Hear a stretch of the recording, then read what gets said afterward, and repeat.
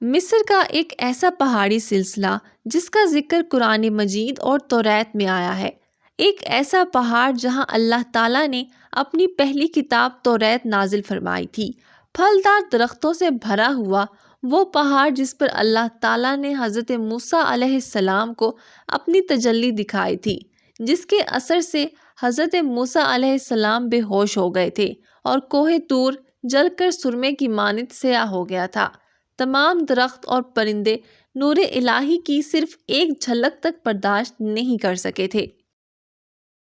کوہ طور، جس کی بلندی تقریباً 2285 میٹر ہے اور اسے کوہ سینا، طور سینا یا جبل موسیٰ کے نام سے بھی جانا جاتا ہے۔ قرآن کریم کی سورہ المومنون میں اس پہاڑ کا نام طور سینا کہا گیا ہے اور آج کل بھی اس پہاڑی کا نام سینا ہی ہے۔ یہ ایک بلند پہاڑ ہے جو مدین سے مصر جاتے ہوئے رستے میں پڑتا ہے۔ مدین ایک شہر کا نام ہے جس میں حضرت شعیب علیہ السلام اور ان کا قبیلہ آباد تھا۔ یہ شہر حجاز کے شمال میں آباد تھا۔ دراصل کوہ سینا کے پہاڑ کی ایک چوٹی کا نام طور ہے اور اسی چوٹی کے دامن میں ایک وادی موجود ہے جس کا نام طویٰ ہے، جسے قرآن مجید میں وادی مقدس اور البقع المبارکہ بھی کہا گیا ہے۔ سورہ طٰہٰ کی آیت نمبر 12 میں ارشاد ربانی کچھ یوں موجود ہے: بے شک میں ہی تمہارا رب ہوں، سو تم اپنے جوتے اتار دو، بے شک تم طویٰ کی مقدس وادی میں ہو۔ اسی طرح سورہ النازعات کی آیت نمبر 16 میں موجود ہے، جب ان کو رب نے طویٰ کی مقدس وادی میں پکارا تھا۔ دراصل یہی وہ مقام ہے جہاں سے حضرت موسیٰ علیہ السلام کی نبوت کا سلسلہ شروع ہوا تھا۔ آپ پر پہلی وحی بھی اسی مقام پر نازل ہوئی تھی اور کوہ طویٰ پر ہی آپ نے 2 مرتبہ اللہ تعالیٰ سے ہم کلام بھی کیا تھا۔ یہ تمام تر واقعات تاریخ کی کتب میں کچھ یوں بیان ہوئے ہیں: سینا وہ جگہ تھی جو اس وقت کے فرعون کی سلطنت میں شامل نہیں تھی۔ حضرت موسیٰ علیہ السلام چلتے چلتے مدین پہنچ گئے۔ مدین میں حضرت شعیب علیہ السلام اپنی 2 صاحبزادیوں کے ہمراہ رہتے تھے۔ حضرت موسیٰ علیہ السلام نے تقریباً 10 سال حضرت شعیب علیہ السلام کے ساتھ گزارے اور ان کی بکریاں چرائی، اور وہیں پہ آپ کا نکاح سفورہ بی بی سے ہوا جو کہ حضرت شعیب علیہ السلام کی ہی دختر تھیں۔ حضرت موسیٰ علیہ السلام سفورہ بی بی کے ہمراہ جب مصر واپس روانہ ہوئے تو شدید سردی کی وجہ سے آپ اپنی اہلیہ کے ہمراہ کوہ سینا کے پاس ایک میدان میں قیام پذیر ہوئے۔ ٹھنڈ کی شدت کی وجہ سے آپ آگ کی تلاش میں نکلے تو وادی طور کی جھاڑیوں میں آپ کو آگ کے شعلے اٹھتے ہوئے دکھائی دیے۔ آپ نے پاس جا کر دیکھا تو ایک آواز آئی کہ اے موسیٰ، اپنے جوتے اتار دو، تم اپنے رب کے سامنے کھڑے ہو۔ بس یہی وہ موقع تھا جب حضرت موسیٰ علیہ السلام کو نبوت مل گئی اور اللہ تعالیٰ نے آپ کی درخواست پر آپ کے بھائی حضرت ہارون علیہ السلام کو بھی نبوت بخشی۔ حضرت موسیٰ علیہ السلام کی زبان کی لکنت بھی ختم ہو گئی۔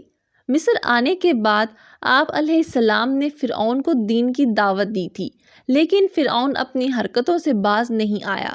فرعون کی نافرمانی سے تنگ آنے کے بعد آپ اپنی قوم کے ہمراہ ریڈ سی کو 2 حصوں میں تقسیم کرتے ہوئے ایک مرتبہ پھر کوہ سینا میں داخل ہو گئے اور فرعون ریڈ سی میں غرق ہو گیا۔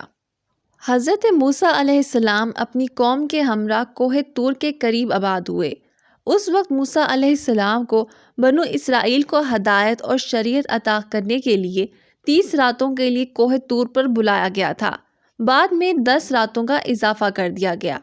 جب حضرت موسیٰ علیہ السلام کے 40 دن پورے ہو گئے تو انہیں توریت عطا کی گئی، اور صرف اتنا ہی نہیں، اللہ تعالیٰ سے ہم کلام ہونے کا شرف بھی حاصل ہو گیا۔ جب حضرت موسیٰ علیہ السلام کو دیدار الہی کا شوق ہوا تو آپ نے اللہ تعالیٰ سے درخواست کی کہ اے میرے رب، اپنا دیدار مجھے کرا دیجئے تاکہ میں آپ کو ایک نظر دیکھ لوں۔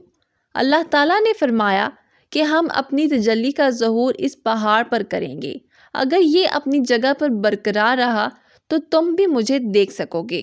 چنانچہ اللہ تعالیٰ نے کوہ طور پر اپنی تجلی کا ظہور کیا جو پہاڑ برداشت نہ کر سکا اور پارا پارا ہو گیا، اور حضرت موسیٰ علیہ السلام بھی بے ہوش ہو گئے اور اپنی عاجزی کا اعتراف کر لیا۔ اللہ تعالیٰ نے قرآن کریم میں طور کی قسم بھی کھائی ہے اور ایک پوری سورت بھی اس نام سے اتاری ہے۔ کوہ طور ان مقامات میں سے ہے جنہیں اللہ تعالیٰ نے خصوصی تقدس عطا فرمایا ہے۔ جہاں اللہ تعالیٰ نے پہلی مرتبہ حضرت موسیٰ علیہ السلام کو مخاطب کیا تھا، آپ اللہ کی قدرت ملاحظہ کیجئے۔ حضرت موسیٰ علیہ السلام کو جس جھاڑی میں آگ دکھائی دی تھی، وہ جھاڑی 3200 سال گزرنے کے باوجود آج تک قائم ہے۔ کوہ طور پر کرشمہ خداوندی کے نشانات آج تک موجود ہیں۔ حضرت موسیٰ علیہ السلام پہاڑ پر رات کے وقت جاتے تھے۔ اللہ تعالیٰ سے جو بھی مانگنا ہوتا وہ فجر کے وقت مانگتے تھے۔ اسی لیے یہ دنیا کا واحد پہاڑ ہے جس پر صبح کی پہلی کرن پڑتے ہی اس کے پتھر سرخ ہو جاتے ہیں، جو کہ اپنے آپ میں ایک جیتا جاگتا معجزہ ہے۔ لیکن جیسے ہی صبح کے 10 بجتے ہیں، یہ پہاڑ تندور کی طرح تپنے لگتا ہے۔ اسی لیے 9 بجے کے بعد وہاں جانے کی اجازت نہیں ہوتی۔ کوہ طور کی چوٹی پر ایک چھوٹی سی مسجد موجود ہے۔ روایت کے مطابق یہ وہ مقام ہے جہاں آپ کو توریت عطا کی گئی تھی۔ اس مسجد کے بالکل نیچے کی جانب ایک غار موجود ہے جہاں حضرت موسیٰ علیہ السلام توریت کے لیے اعتکاف کیا کرتے تھے۔